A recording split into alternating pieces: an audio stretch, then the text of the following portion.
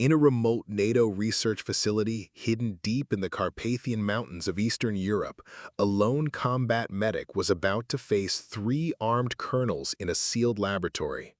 What started as a routine facility inspection took a shocking turn when they came face to face with hostile infiltrators threatening to release a deadly neuro-agent into the ventilation system.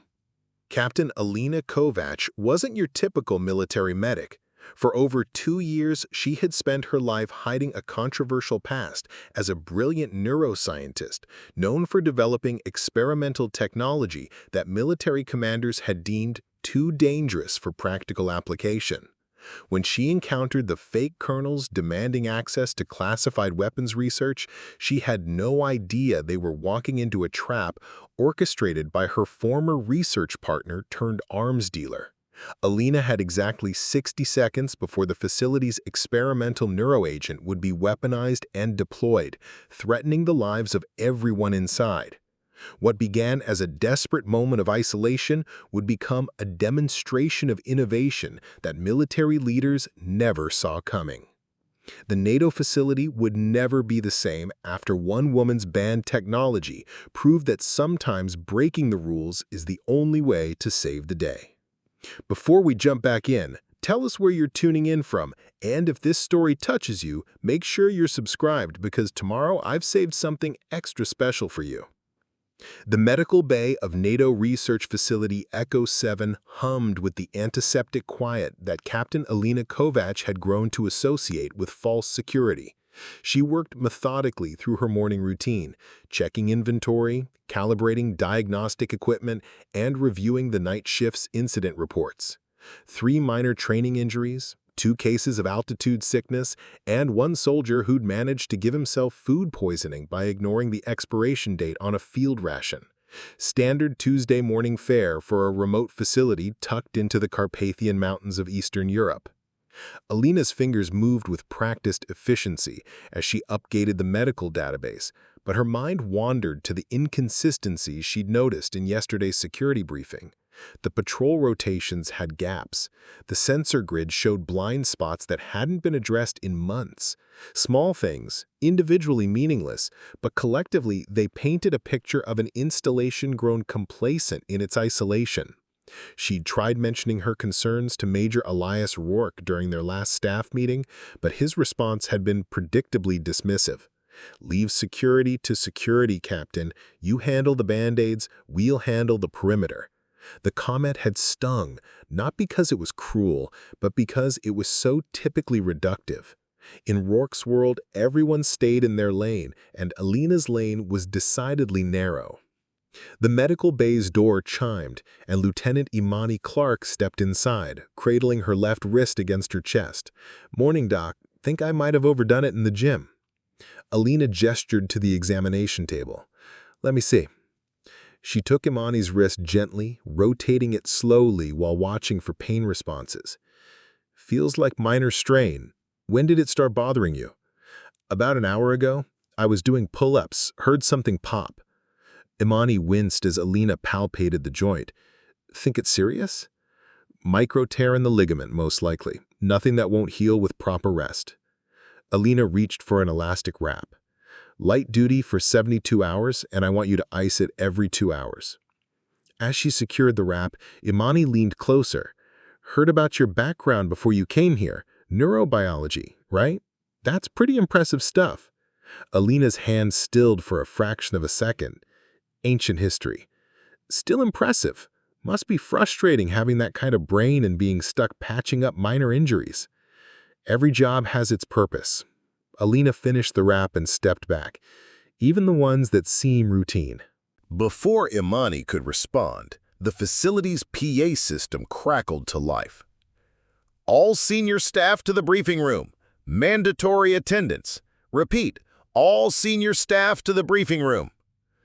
Imani rolled her eyes. Rourke's been jumpy all week. Probably another drill. She flexed her fingers, testing the wrap. "Thanks, Doc. I'll take it easy." Alina cleaned up her workspace and made her way to the briefing room, arriving just as Major Rourke began addressing the assembled staff. He stood at attention behind a podium, his graying hair regulation short, his uniform pressed to razor sharpness. Everything about Rourke projected military precision, from his posture to his clipped speaking cadence. At 1400 hours today, we'll be hosting an inspection by a delegation of Allied colonels, he announced. This is a routine assessment of our security protocols and research oversight.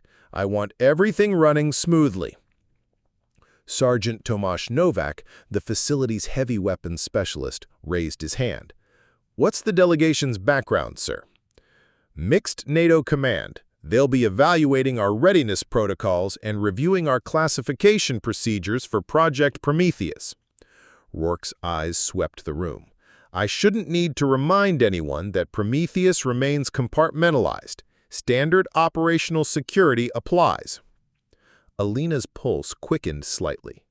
Project Prometheus was the facility's crown jewel, an experimental neuro-agent designed to incapacitate hostile forces without permanent harm. She'd been briefed on its existence, but hadn't been granted access to the research data. For visiting colonels to be reviewing it suggested either a significant policy shift or elevated security concerns. Questions? Rourke asked. Alina raised her hand. Sir, have our perimeter protocols been updated for the inspection? I noticed some potential vulnerabilities in yesterday's— Captain Kovač, Rourke interrupted, his tone sharp. Security arrangements are not your concern. Focus on ensuring the medical bay is inspection ready. Heat crept up Alina's neck, but she kept her expression neutral. Yes, sir. Rourke's gaze lingered on her for a moment before moving on. Dismissed. I want this facility running like clockwork by the time our guests arrive. As the staff filed out, Imani fell into step beside Alina. He's always that charming with you? He doesn't trust me, Alina said quietly. Can't blame him, really. My background makes people nervous. Your background makes you valuable. There's a difference. Alina glanced at the younger officer. You think so? I know so. You see patterns other people miss, like whatever you noticed about the security protocols. Lower your voice. For what it's worth, I think Rourke's mistake is not listening to you. They parted ways at the corridor junction, Imani heading toward the communications center while Alina returned to the medical bay. As she reorganized her supplies for the inspection, she couldn't shake the feeling that today's routine assessment was anything but routine. The timing felt wrong, the delegation's focus on Prometheus felt suspicious, and Rourke's defensiveness about security felt like overcompensation. She opened her workstation computer and pulled up the facility's organizational chart, cross-referencing it with the duty roster. If she were planning an infiltration, where would she look for weaknesses? The Visitor Processing Center had minimal oversight after initial clearance. The research wing's internal security relied heavily on access cards rather than biometric verification. And the staff quarters' emergency protocols hadn't been updated since the facility's construction. Alina's fingers hovered over the keyboard. She could compile a comprehensive security assessment, document every vulnerability she'd identified, and present it to Rourke as a professional courtesy. But she already knew his response. Stay in your lane. Instead, she saved her notes to an encrypted file and closed the computer. If today went smoothly, she'd delete the file and forget about her paranoia. If something went wrong, at least she'd have documentation of the things she'd tried to warn them about. The early afternoon passed quietly, and at 13:45, Alina positioned herself at the medical bay's observation window with a clear view of the main entrance. At exactly 1400 hours, a black NATO transport vehicle approached the gates. The three men who emerged from the transport moved with the confident bearing of senior officers, their uniforms crisp, their bearing commanding. Alina watched from her vantage point as they presented credentials to the gate security, noting their easy familiarity with military protocol. Everything appeared textbook correct, but something nagged at her trained observation skills. The lead figure, A tall man with silver hair and colonel's insignia gestured toward the main building while speaking to his companions. His movements were precise, economical, but there was something in his posture that didn't match his apparent rank. Too alert, too ready, like a predator wearing prey's clothing. Alina saw her opportunity as the delegation entered the main building. She positioned herself near a supply alcove, ostensibly checking inventory while actually studying the visitors. Major Rourke met them at the entrance, snapping to attention with parade ground precision. "Gentlemen, welcome to Echo 7. I'm Major Rourke, Facility Commander." "Colonel Harrison," the lead figure responded, returning Rourke's salute. "This is Colonel Petrov and Colonel Chen. We appreciate your cooperation with today's assessment." The names were generic, forgettable. Alina filed that observation away as she continued her covert study. Colonel Petrov, a stocky man with Slavic features, carried himself like infantry rather than staff. His eyes moved constantly, cataloging exits and sightlines with the unconscious habit of someone accustomed to hostile environments. Colonel Chen appeared more scholarly, but his grip on his briefcase was too tight, and he favored his right side in a way that suggested concealed body armor. "We'll begin with a facility tour, then review your security protocols and research oversight procedures," Colonel Harrison continued. As the group moved past her alcove, Alina caught a fragment of conversation between Petrov and Chen, spoken in low tones but clear enough for her to parse. Secondary extraction point confirmed. Package integrity. Military jargon could be innocuous, but the phrasing struck her as operational rather than administrative.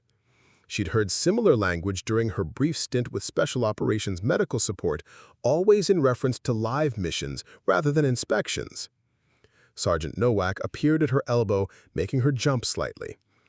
"Interesting visitors," he said quietly, his Polish accent more pronounced than usual.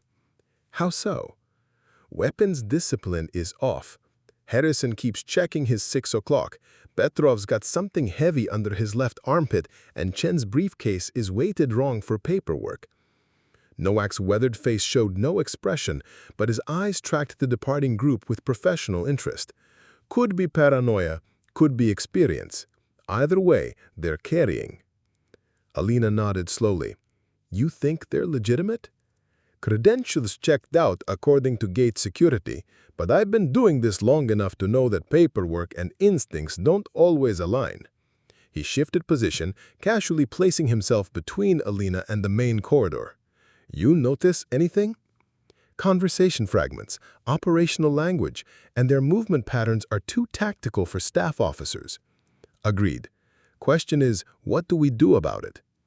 Before Alina could respond, Lieutenant Clark approached from the communications center, her injured wrist still wrapped. "Either of you seen anything unusual about our visitors?" "Define unusual," Nowak replied.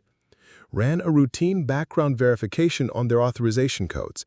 Everything checks out officially, but the timing's weird. These inspection orders were generated and transmitted within a 6-hour window yesterday. That's unusual for NATO bureaucracy." Alina's pulse quickened. "What's the normal processing time?" "Minimum 72 hours, usually a week or more. Plus, I couldn't find any cross-references to similar inspections at comparable facilities. It's like this assessment materialized out of nowhere."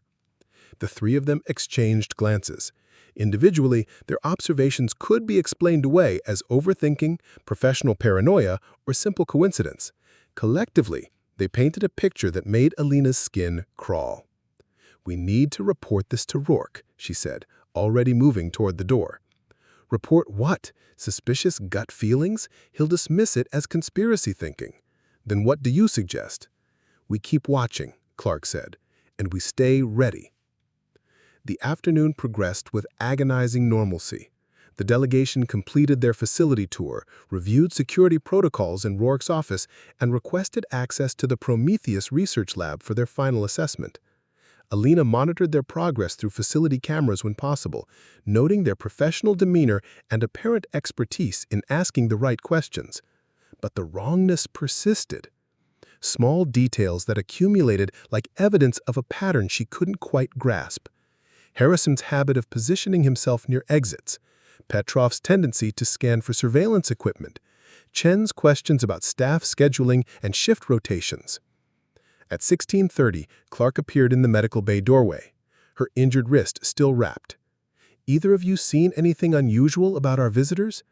"Define unusual," Nowak replied. "Ran a routine background verification on their authorization codes. Everything checks out officially, but the timing's weird. These inspection orders were generated and transmitted within a 6-hour window yesterday. That's unusual for NATO bureaucracy." Alina's pulse quickened. "What's the normal processing time?" "Minimum 72 hours, usually a week or more.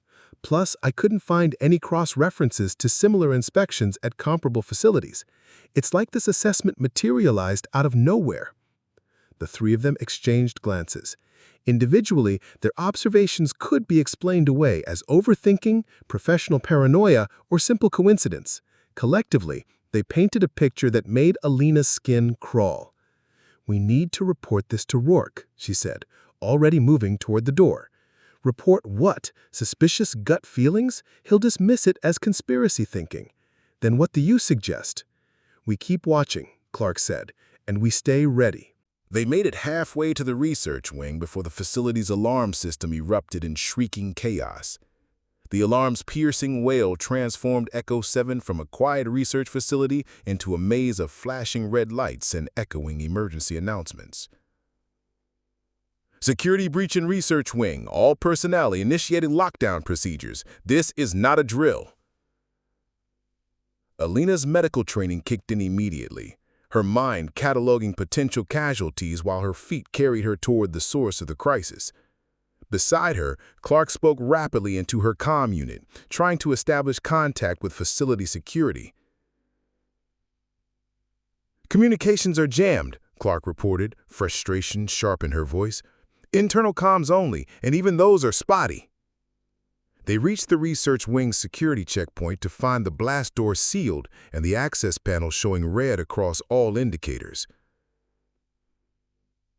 Through the reinforced window, Alina could see Sergeant Nowak taking cover behind an overturned desk, his sidearm drawn and aimed down the corridor toward the Prometheus lab. "Medical supplies," Alina called through the intercom. "I need to get to potential casualties." Nowak's voice crackled through the speaker. "Negative, Doc. Hostiles have control of a lab. They've got Rourke pinned down with some kind of jamming device, and they're working on the containment protocols." Alina's stomach dropped. The Prometheus lab contained enough experimental neuro-agent to incapacitate hundreds of people, possibly kill them if mishandled.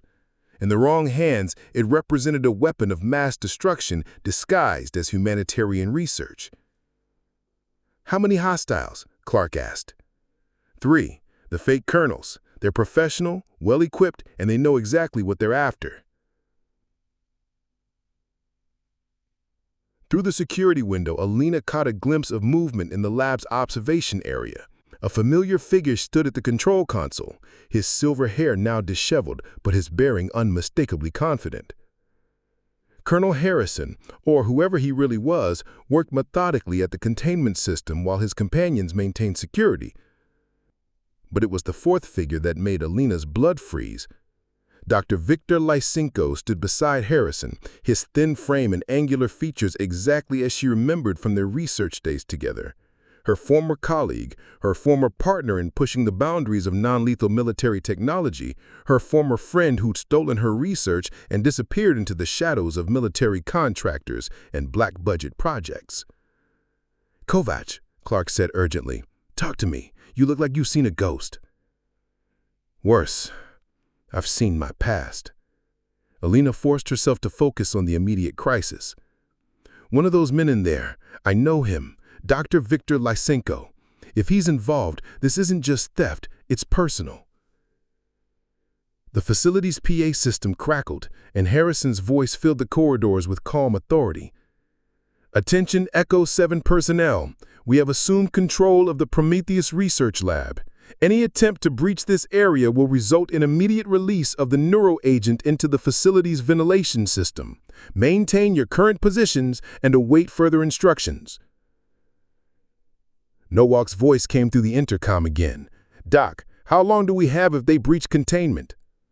Alina closed her eyes, calling up everything she knew about the Prometheus agent's properties. Depends on their method. If they're planning controlled release, maybe 10 minutes before critical exposure levels. If they trigger emergency venting. She opened her eyes, meeting Clark's gaze. 60 seconds, maybe less. Then we need to move now, Clark said. Negative, Nowak replied. They've got professional jamming equipment, body armor, and automatic weapons. Any frontal assault will trigger exactly what we're trying to prevent. Alina's mind raced through possibilities, her scientific training wrestling with tactical realities. Conventional approaches would fail. The hostiles were too well prepared, too well positioned. But unconventional approaches. Her hand moved unconsciously to the medkit at her waist, where a small device had remained hidden for over 2 years. The neurodisruption pulse generator that she designed during her research days. The prototype that ended her academic career and branded her work as too dangerous for practical application. She'd kept it as a reminder of roads not taken, never imagining she might need it again. The device could generate an electromagnetic pulse specifically tuned to disrupt neural activity without permanent damage. It was the humane alternative to lethal force that military commanders had rejected as unreliable and ethically problematic. But in this situation, with seconds ticking toward catastrophe, it might be the only option that could stop the hostiles without triggering the very disaster they threatened. Clark, I need you to patch me into the lab's environmental systems. Why? Because I'm going to do something that will probably end my career, but it's the only way to stop them without casualties. Clark stared at her for a moment, then nodded. What do you need? Access to the lab's electromagnetic shielding controls. If I can create a localized pulse. Telling and preparing this story took us a lot of time, so if you are enjoying it, subscribe to our channel. It means a lot to us. Now back to the story. Nowak's voice interrupted through the intercom. Movement in the lab. They're accelerating their timeline. Whatever you're planning, Doc, now would be good. Through the security window, Alina could see Lysenko working frantically at the containment controls, while Harrison coordinated with his team. Red warning lights flashed in the lab as safety protocols engaged, indicating imminent breach of the Prometheus storage systems. 60 seconds. Alina pulled the neural disruptor from her medkit, its compact form feeling heavier than its physical weight suggested. Every regulation she'd sworn to uphold, every protocol she'd agreed to follow, every promise she'd made to leave her controversial research behind, all of it balanced against the lives of everyone in the facility. Do it, she told Clark, her finger hovering over the device's activation switch. The countdown to catastrophe had begun, and Captain Alina Kovač held the only key to stopping it. But using that key would open doors she'd spent years trying to keep closed, and there would be no going back from whatever came next. The facility's emergency lighting cast everything in hellish red as she made her choice. Time compressed into crystalline focus as Alina's thumb hovered over the neural disruptor's activation switch. Through the reinforced window, she watched Viktor Lysenko's hands dance across the containment controls with practiced efficiency. Red warning indicators cascaded across the lab's displays like digital blood, each flash marking another safety protocol overridden. Clark, I need that electromagnetic shielding down in 30 seconds, Alina said, her voice steady despite the magnitude of what she was about to do. Working on it. Clark's fingers flew across her portable interface, bypassing security layers with impressive speed. Shielding will drop for exactly 10 seconds before automatic restoration kicks in. 45 seconds. In the lab, Harrison positioned himself near the ventilation controls, while Petrov maintained watch at the sealed entrance. They moved with military precision, each step choreographed for maximum efficiency. These weren't desperate terrorists. They were professionals executing a carefully planned operation.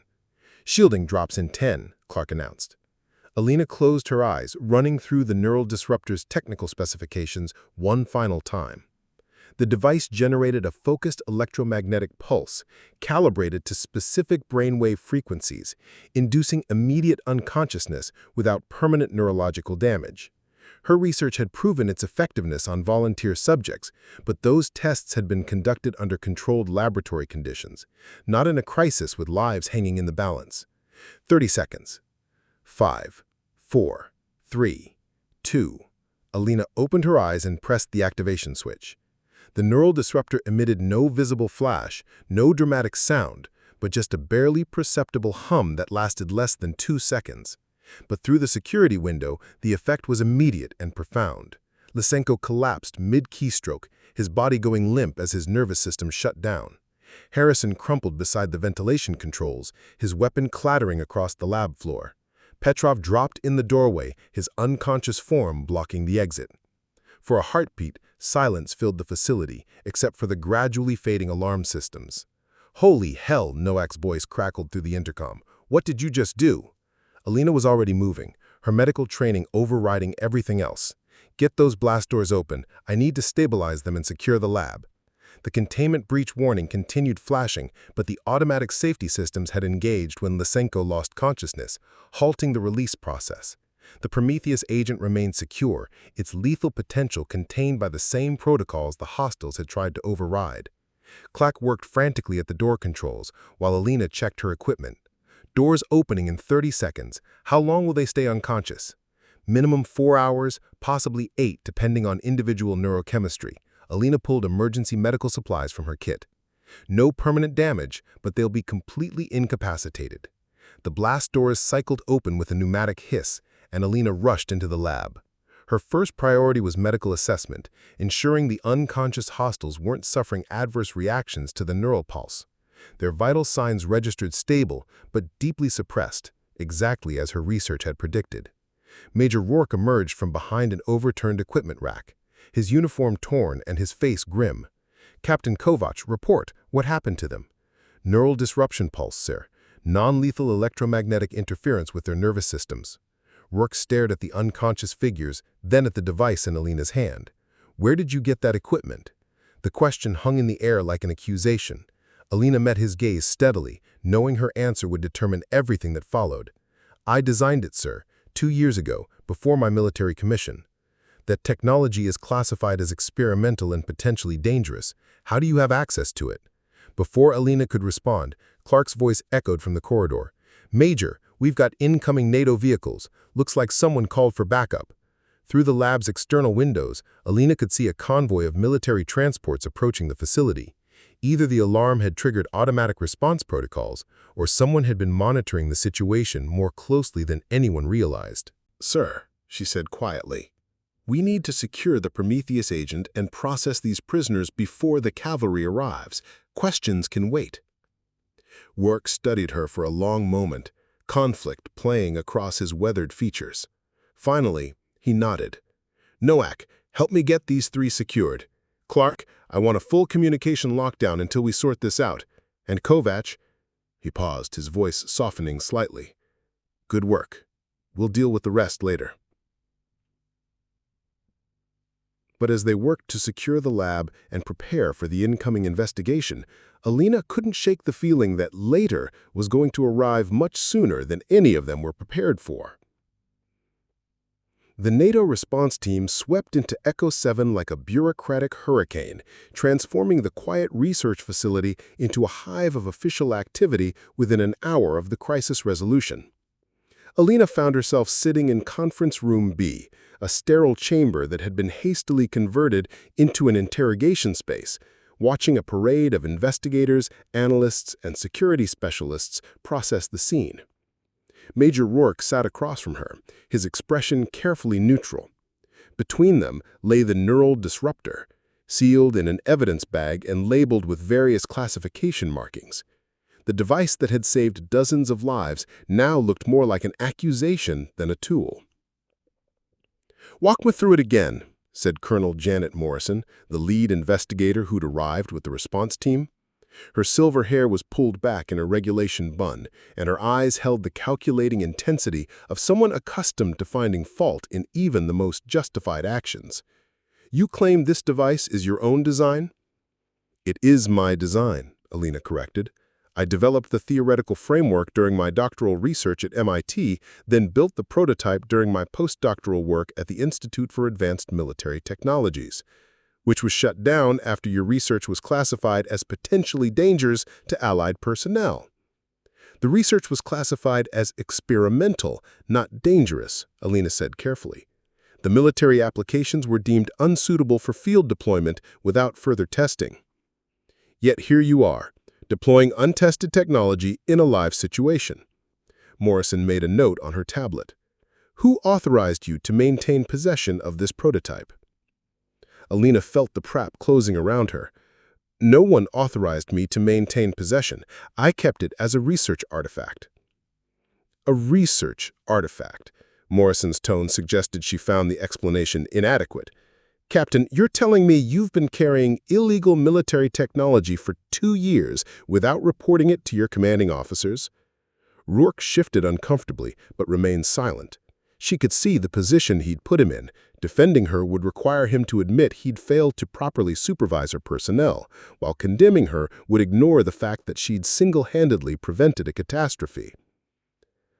I'm telling you, I used every tool at my disposal to save lives. The neural disruptor worked exactly as designed. No permanent harm to the hostiles, no collateral damage, and the Prometheus agent remained secure. Morrison's expression didn't change. The effectiveness of your improvised solution isn't in question. Your authority to deploy it is. The interrogation continued for another hour, covering every detail of the crisis and Alina's response. Morrison probed for inconsistencies, challenged her technical explanations, and repeatedly returned to the question of authorization. By the time the session ended, Alina felt thoroughly dissected. As Morrison gathered her files, she delivered what sounded like a prepared statement. Captain Kovač, you're being relieved of active duty pending a full investigation into your possession and use of unauthorized military technology. You'll remain on base but confined to quarters except for meal periods and 1 hour of supervised exercise daily. Alina's stomach dropped. Ma'am, I request denied. This investigation will be thorough and impartial. General Sofia Markovic will arrive tomorrow to conduct the formal review. I suggest you use tonight to think carefully about how you want to explain your actions to someone with the authority to end your military career.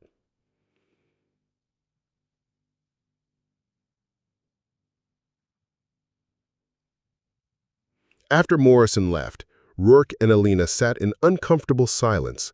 Finally, the Major spoke. I should have listened to your security concerns earlier. Sir? The vulnerabilities you mentioned, if I'd taken them seriously, maybe we could have prevented the infiltration entirely. He rubbed his forehead tiredly. Instead, you had to save our asses with technology I didn't even know you possessed. I never meant to deceive you about the device. I know, but that doesn't change the political reality we're facing now. Rourke met her eyes.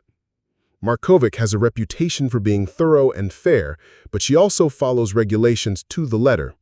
If she determines you violated military protocol... He didn't need to finish the sentence.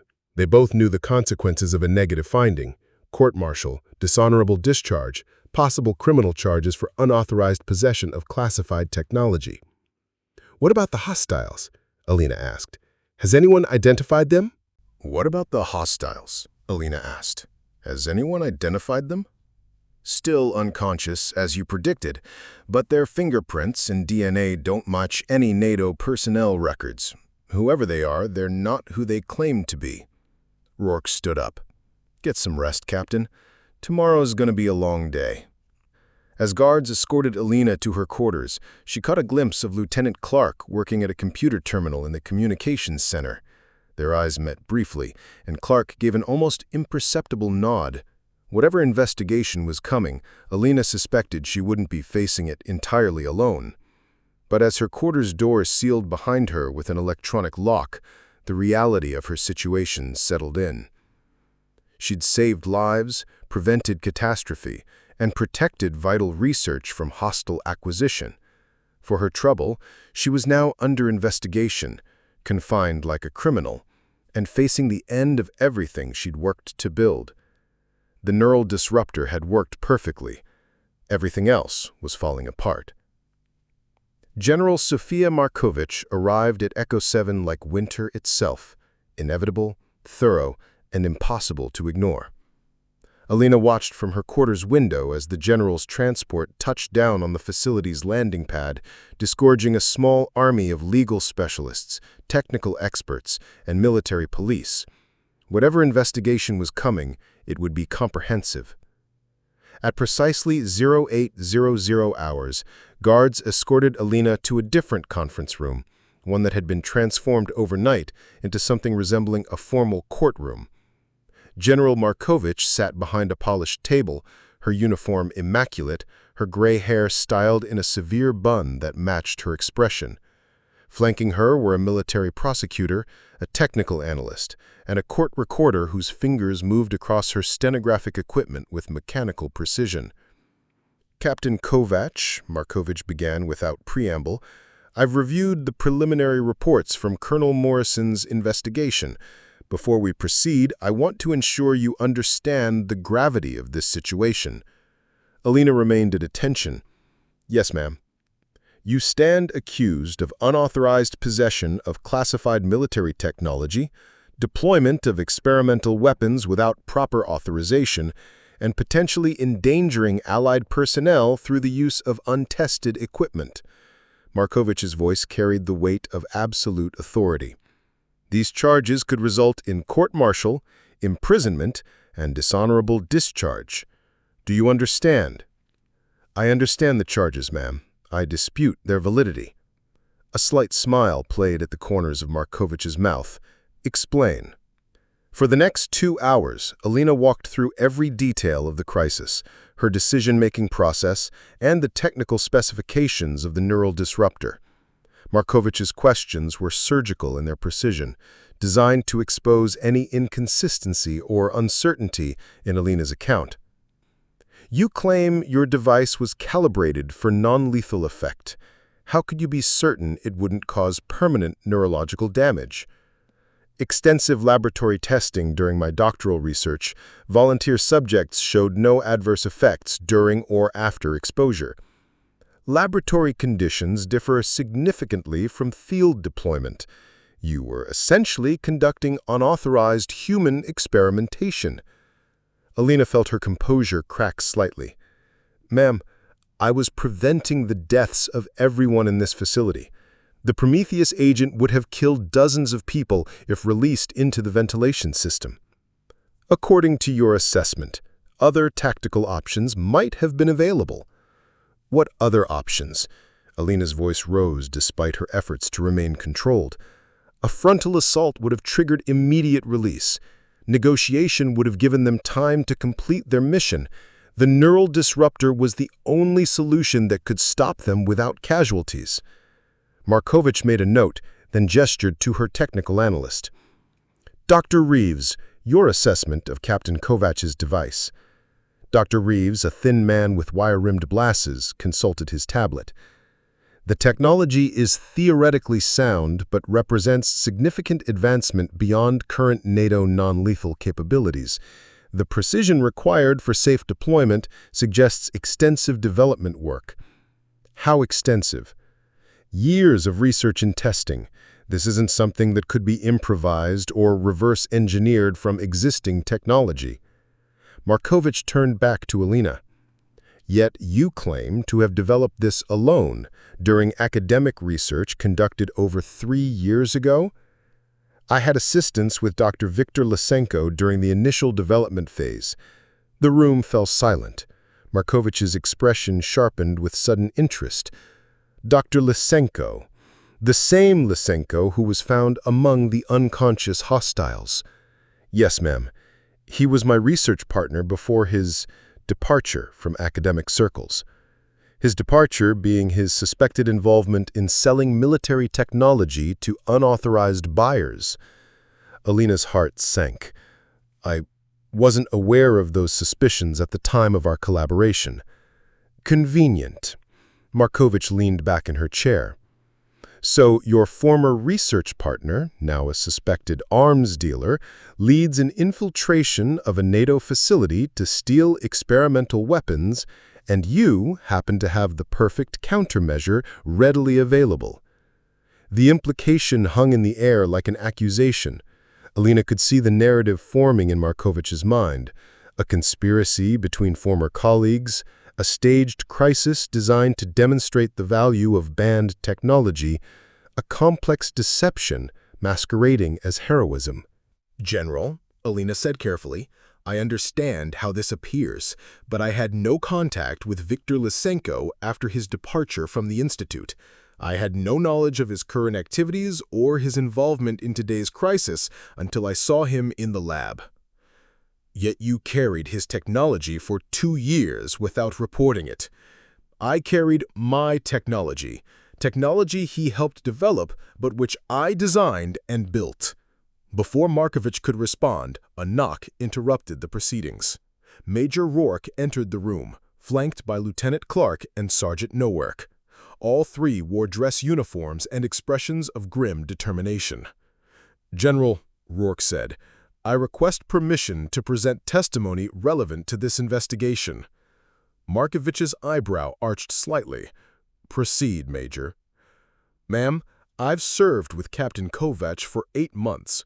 Her conduct has been exemplary, her dedication absolute, and her medical expertise invaluable.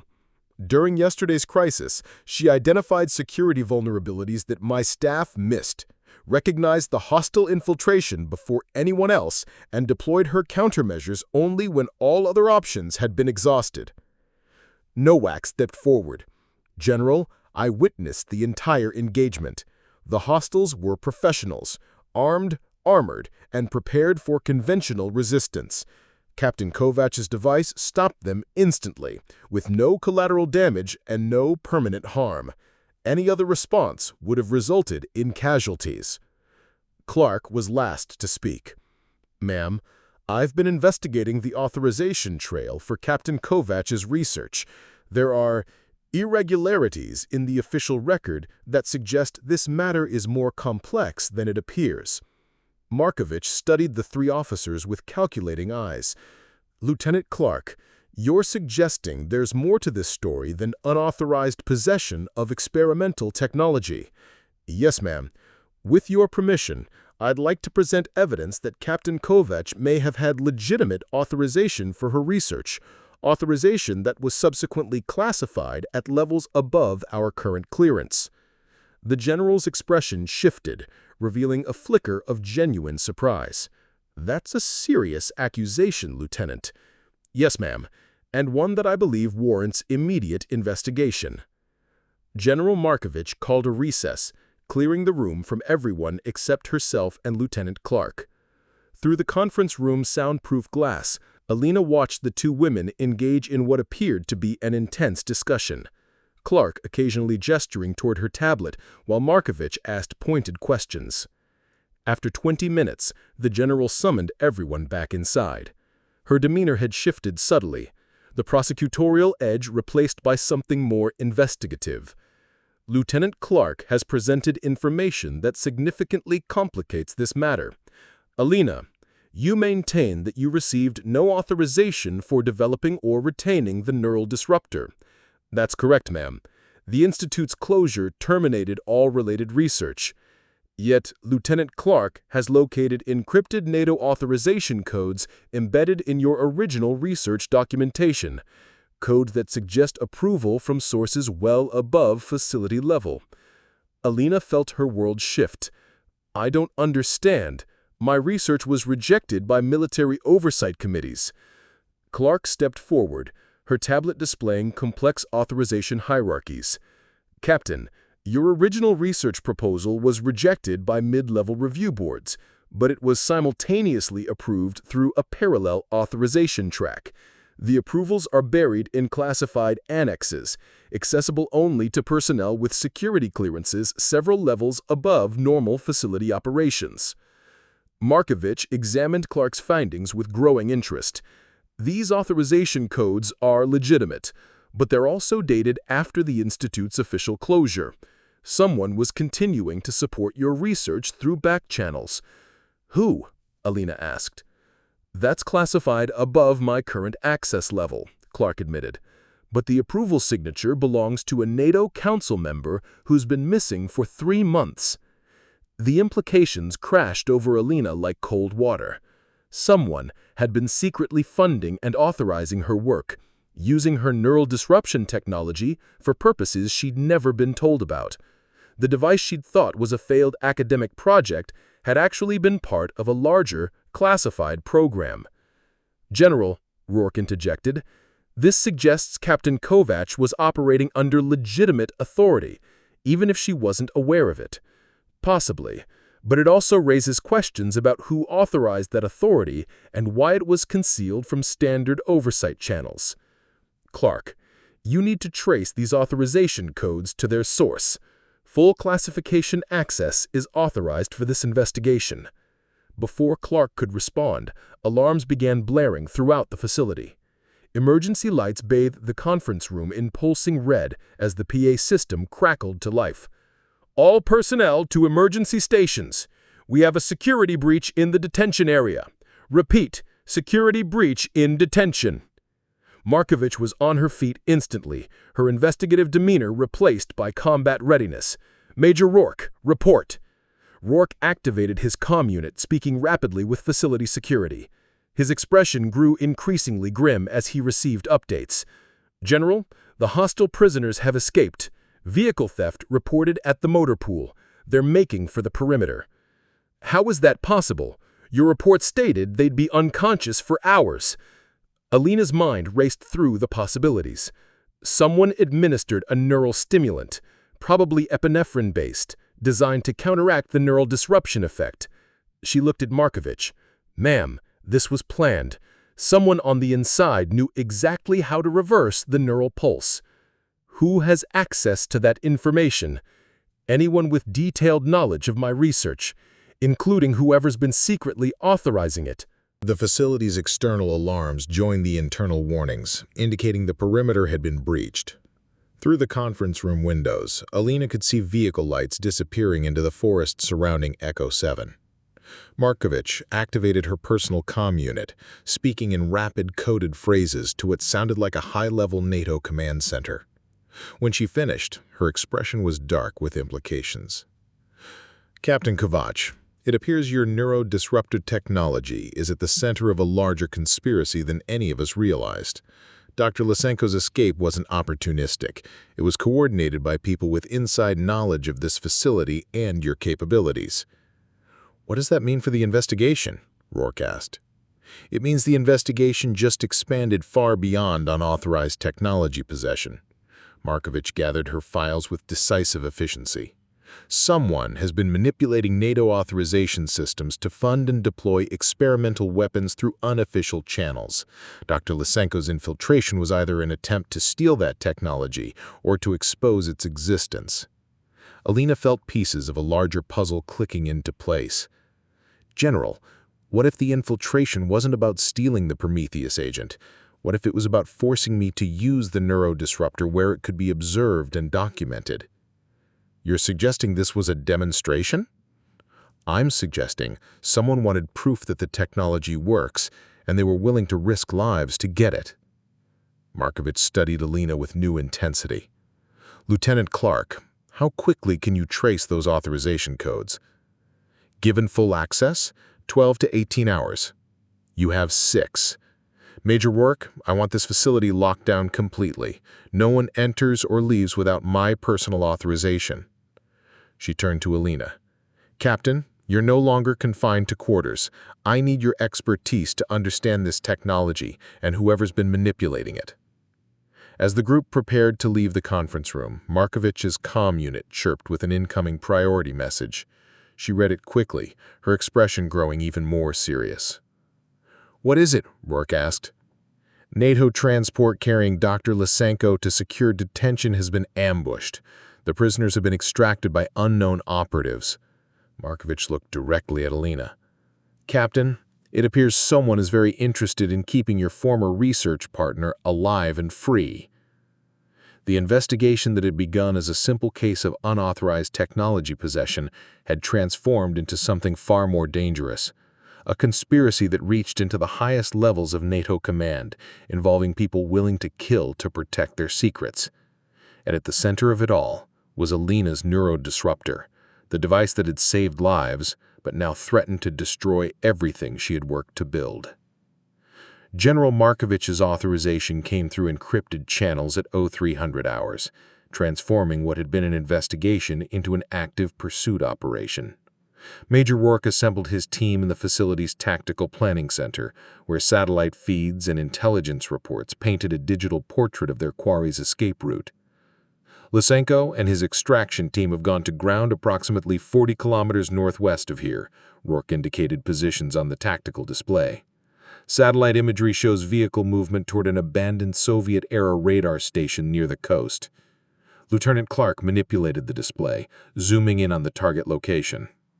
It's a decommissioned radar station from the Cold War, underground bunker complex, multiple entry points, and excellent sightlines for defensive positions. Alina studied the facility's schematics with growing unease. It's the perfect location for a clandestine transaction, isolated, defensible, and close enough to maritime extraction routes. "What kind of transaction?" Sergeant Nowak asked, checking his equipment loadout. Clark pulled up intercepted communications data. "I've been monitoring encrypted burst transmissions from the area. Someone's advertising a live demonstration of next-generation incapacitation technology scheduled for tonight at 2100 hours. The implications hit Alina like physical force. He's planning to demonstrate the modified Prometheus agent on live subjects. "What subjects?" Markovich demanded. "Unknown, but the facility's historical records show it was used for political prisoner detention during the Soviet era. If Lysenko's following that pattern..." Alina's voice trailed off as the horrifying possibilities became clear. Rourke's expression hardened. "We're not letting that happen. Clark, what's our intelligence picture on opposition forces?" "Minimum 6 to 8 hostiles, professional grade. They've had 12 hours to fortify the position and set up defensive measures." Clark highlighted tactical considerations on the display. The bunker's original designers included multiple redundant security systems, most of which appear to have been reactivated. Markovich leaned forward. "Captain Kovač, your assessment of the technical challenges." Alina's mind raced through the possibilities. If Lysenko's modified the Prometheus agent, he's likely made it more volatile and faster acting. Standard containment protocols won't apply. Any breach of his demonstration setup could result in widespread contamination. "What do you need to counter it?" Access to my neural disruption technology, authorization to modify it for multiple targets, and absolute trust from the tactical team. Alina met Rourke's eyes. "This won't work if anyone hesitates or second-guesses the approach." "You have my complete confidence," Rourke said without hesitation. "What modifications are required?" Alina pulled up technical schematics on her tablet. "The current device is calibrated for close-range, single-target deployment. For a bunker assault, I need to expand the pulse radius and adjust the frequency modulation to penetrate underground concrete structures." "How long?" 2 hours for the modifications, another hour for field testing. Markovich checked her chronometer. "That gives us a narrow window before the demonstration begins. Major, assemble your assault team. Captain Kovač, you have whatever resources you need."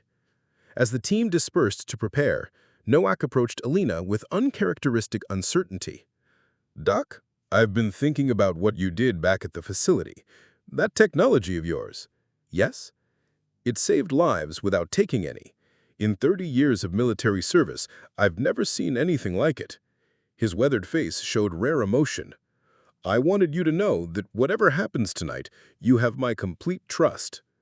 The sentiment meant more than any official commendation. Alina nodded, then focused on the technical challenges ahead. The next few hours passed in concentrated preparation. Alina worked with feverish precision, recalibrating the neural disruptor's output parameters, while Clark coordinated intelligence gathering and Rourke planned tactical approaches. The modified device would be more powerful, but also more dangerous, a tool that could stop multiple targets simultaneously, but which had never been tested under combat conditions. At 1900 hours, the team loaded into armored transports for the approach to the target facility. Alina carried her modified neural disruptor in a specially designed carrying case, along with backup medical equipment and contingency supplies. The weight of responsibility pressed down on her like physical force. The abandoned radar station emerged from the coastal darkness like a monument to Cold War paranoia. Concrete structures jutted from the landscape at harsh angles, their surfaces weathered by decades of neglect. But satellite imagery had revealed recent activity. Vehicle tracks, temporary lighting installations, and heat signatures indicating significant underground occupation. Perimeter security is active, Clark reported from her surveillance equipment. Motion sensors, camera networks, and what appears to be automated defensive systems. Rourke studied the tactical situation. They're not just hiding, they're prepared for exactly this kind of response. As if summoned by his words, Alina's modified neural disruptor detected electromagnetic signatures consistent with jamming equipment and electronic countermeasures. Lysenko had learned from their previous encounter and was taking no chances with conventional assault tactics. There, Alina pointed to a secondary entrance partially concealed by overgrown vegetation. Maintenance access probably leads to the primary bunker level. How can you tell? The concrete composition is different. Newer pour, probably 1970s rather than 1950s. That's when they would have added climate control and electronic support. Alina's scientific training proved invaluable for reading the facility's construction history. Nowak grinned despite the tension. I'm beginning to understand why the Major values your expertise. But as they prepared for final approach, motion sensors around the facility perimeter activated in sequence, flooding the area with harsh white light. Their presence had been detected, and the demonstration Lysenko had planned was about to become significantly more complicated. Contact, Rourke announced grimly. We're committed now. The bunker's interior was a maze of Cold War-era concrete corridors and modern improvisations. Lysenko's team had activated the facility's original security systems while adding their own electronic surveillance, creating a multi-layered defensive network that channeled intruders toward predetermined kill zones. Alina followed Rourke's team through the maintenance access tunnel, her modified neural disruptor ready but untested under these conditions. The device's enhanced range came with increased power consumption and the possibility of unpredictable electromagnetic interference with their own equipment. Movement ahead, Nowak reported, his voice barely above a whisper. 2 hostiles, patrol pattern. Through her tactical display, Alina could see the guards moving with professional precision, their routes designed to overlap and eliminate blind spots. Any conventional assault would trigger immediate alarm and likely result in casualties. I can take them, she murmured into her comm. Range is optimal for the modified pulse. Rourke hesitated for only a moment before nodding. Do it. Alina activated the neural disruptor, feeling the device hum with amplified power. The pulse propagated through the concrete corridors like invisible lightning, and both guards collapsed simultaneously, their weapons clattering to the floor. Clean, Nowak confirmed after checking their condition. Unconscious but stable. They moved deeper into the bunker, following intelligence reports toward the primary demonstration area. But with each level they descended, Alina's sense of unease grew stronger. The facility's layout was too convenient, the security too easily bypassed. Lysenko was leading them exactly where he wanted them to go. This is wrong, she said suddenly, causing the team to halt. Explain, Rourke ordered. He knows about the neural disruptor's capabilities now. He's seen how it works, how I deploy it. Alina studied the corridor ahead with growing certainty. This isn't a defensive position, it's a trap. Before anyone could respond, Lysenko's voice echoed through the bunker's public address system. Captain Kovač, I must congratulate you on your impressive technological demonstration. Your neural disruption device performed exactly as our models predicted. The words confirmed Alina's worst fears. He's been planning this since the facility. The escape, the demonstration, all of it was designed to draw us here. Welcome to my laboratory, Lysenko continued, where we'll conduct a final field test of your remarkable innovation. Emergency lighting activated throughout the bunker, revealing the true scope of the facility. Through reinforced windows, they could see into the primary demonstration chamber, where a dozen figures in prison uniforms sat motionless in restraint chairs, political prisoners, just as Alina had feared, awaiting use as test subjects for the modified Prometheus agent. But the chamber's design revealed Lysenko's true plan. Any attempt to breach the room conventionally would trigger a dead man's switch, releasing the weaponized neuro-agent not just on the prisoners, but throughout the entire bunker complex via the ventilation system. "Major," Alina said urgently, "conventional assault will kill everyone, including us. The room is designed as a containment vessel with automatic dispersal systems."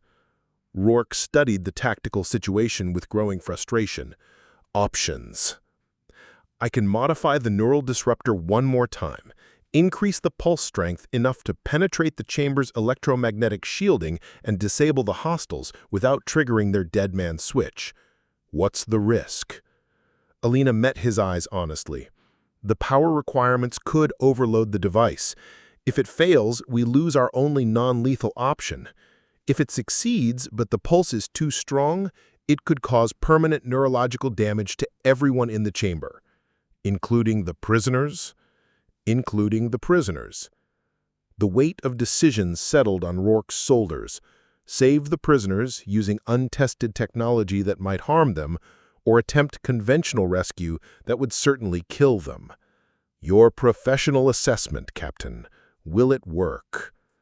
Alina considered everything she knew about neural disruption technology, electromagnetic propagation through concrete structures, and the physiological limits of human nervous systems. The calculations were complex, the variables numerous, but the conclusion was clear. "Yes, sir, it will work." Rourke's trust, earned through crisis and tested by doubt, crystallized into absolute confidence. "Do it." Alina began the final modifications to her device, pushing its capabilities beyond anything she'd previously attempted. The prisoners' lives depended on her precision, the team's survival depended on her timing, and the future of non-lethal military technology depended on her success. As she worked, Lysenko's voice continued to echo through the bunker. "You see, Captain, your neural disruption technology represents the future of warfare, not because it's humane, but because it's controllable. Imagine the possibilities when we can selectively disable enemy forces while leaving their equipment and infrastructure intact." The commercial applications became horrifyingly clear. Lysenko wasn't trying to steal her technology, he was trying to perfect it for mass production and sale to the highest bidder. "Modifications complete," Alina announced. "Pulse strength increased by 300%, frequency modulated for concrete penetration, and timing synchronized for simultaneous target engagement." "Execute when ready," Rourke ordered. Alina activated the device for what she knew might be the last time. The neural disruptor screamed with electromagnetic power, its circuits pushed far beyond design specifications. Through the chamber windows, they watched as Lysenko and his team collapsed instantly, their unconscious forms scattered around the demonstration equipment. The dead man's switch never triggered. The prisoners remained unharmed, and the modified Prometheus agent stayed safely contained within its specialized storage systems. "Target neutralized," Nowak reported with obvious relief. "All hostiles down, prisoners secure." But as smoke began rising from the overloaded neural disruptor, Alina realized her innovative weapon had fired its last shot. The device that had saved dozens of lives across 2 separate crises was now nothing more than sophisticated electronic debris. The debriefing room at NATO's Brussels headquarters bore little resemblance to the improvised interrogation chambers of Echo 7. Here, polished wood panels and formal portraits created an atmosphere of institutional authority where careers were made and ended with the stroke of official pens. General Markovich sat behind an imposing desk, flanked by NATO legal advisors and technical experts. Across from them, Alina waited in dress uniform, her posture straight, despite 3 days of intensive questioning, technical analysis, and political review. Captain Kovač, Markovich began, her voice carrying the weight of final judgment. This review has been unprecedented in its scope and complexity. Your actions at Echo 7 and during the subsequent pursuit operation have raised fundamental questions about military protocol, technological innovation, and the authorization of unconventional tactics. Alina remained silent, knowing that her fate had already been decided by forces far above her pay grade. The technical analysis of your neural disruption device confirms its effectiveness and safety within operational parameters. Dr. Lysenko and all other subjects exposed to your electromagnetic pulses have recovered completely, with no detectable neurological damage. Markovich consulted her files. The political investigation has revealed a conspiracy reaching into NATO's highest levels, involving unauthorized research funding and weapons development programs. The general paused, studying Alina with calculating eyes. The missing NATO council member, whose authorization codes were used to fund your research, has been found dead, apparently murdered, to prevent disclosure of the illegal program. Dr. Lysenko's capture and subsequent cooperation has exposed a network of arms dealers and corrupt officials who have been stealing and weaponizing NATO technology for private profit. "What does this mean for my case?" Alina asked. "It means your possession and deployment of the neural disruptor was legally authorized, even though you were unaware of that authorization at the time." Markovich's expression softened slightly.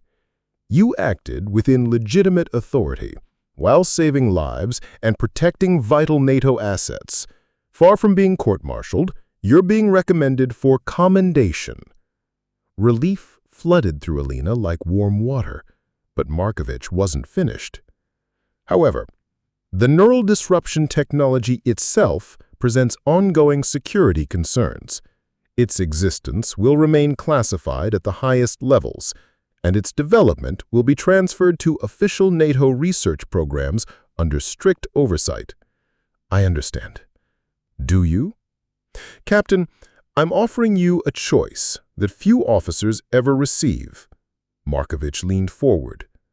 "Continue your current role as a combat medic, with your record cleared and your career secure, or accept assignment to a new NATO division focused on non-lethal intervention technologies, where you would serve as both field operative and training instructor." The implications were staggering. Alina's controversial research, the work that had ended her academic career and nearly destroyed her military service, was being validated at the highest levels of NATO command. The new division would develop and deploy humanitarian alternatives to lethal force. Your neural disruption technology would serve as the foundation for an entirely new approach to military engagement. Before Alina could respond, a knock interrupted the proceedings. Major Rourke entered the room, also in dress uniform, followed by Lieutenant Clark and Sergeant Nowak. "General, I request permission to present supporting testimony." "Granted." "Ma'am, Captain Kovač saved my life and the lives of everyone at Echo 7 through her quick thinking and innovative technology. Her actions during the pursuit operation were equally exemplary." Rourke's voice carried absolute conviction. "If she accepts assignment to the new division, I volunteer to serve under her command." Nowak stepped forward. "General, in 30 years of military service, I've never seen anything like what Captain Kovač accomplished. Her technology and her leadership represent the future of humanitarian military engagement. I also volunteer for the new division." Clark was last to speak. "Ma'am, I've prepared comprehensive documentation of the conspiracy that targeted Captain Kovač and NATO's research programs. The evidence shows she was set up to fail, then manipulated into situations where her technology would be exposed and potentially stolen. Her success, despite those circumstances, demonstrates both professional excellence and personal integrity." Markovich studied the three officers with obvious interest. "This is quite an endorsement. Captain Kovač, your response to the assignment offer. Alina looked at her colleagues, people who had started as skeptics and become trusted allies through shared crisis. The neural disruptor was gone, destroyed by its final heroic act, but the principles behind it, innovation in service of preserving life, remained as valid as ever. I accept the assignment, General, and I request that Major Rourke, Lieutenant Clark, and Sergeant Nowak be transferred to the new division as core personnel. Granted. Markovich smiled for the first time during the proceedings. The NATO Non-Lethal Intervention Division will be formally established next month. You'll have significant resources and broad authority to develop humanitarian alternatives to conventional military force. As the meeting concluded and official papers were signed, Alina realized that her journey from discredited scientist to decorated officer was complete. The technology that had nearly ended her career was now opening doors to possibilities she'd never imagined. 3 hours later, she stood on the tarmac of Brussels International Airport, watching a NATO transport aircraft prepare for departure. Her orders directed her to a new posting where non-lethal intervention would be more than experimental technology. It would be official doctrine. Major Rourke approached, carrying his own travel orders. "Ready for this, Captain?" "More than ready." Alina shouldered her equipment bag, which now contained legitimately authorized research materials rather than hidden prototypes. "What about you? Sure you want to work for someone who breaks rules?" "I've learned something over the past week," Rourke replied as they walked toward the aircraft. "Sometimes breaking rules is the only way to uphold a mission, and sometimes the best leaders are the ones who understand that distinction." As the transport lifted off, carrying them toward an uncertain but promising future, Alina reflected on the neural disruptor's legacy. The device itself was gone, but its principles lived on in the people it had protected and the trust it had built between former strangers. Innovation, properly applied, could indeed save lives without taking them. And sometimes, that was worth any career risk, any political controversy, any personal cost. The future of warfare was changing, one humanitarian mission at a time. Up next, we have 2 more incredible stories that are waiting for you. Just click the image you want to watch and it will take you there. If you enjoyed this video, make sure to subscribe. It would mean a lot.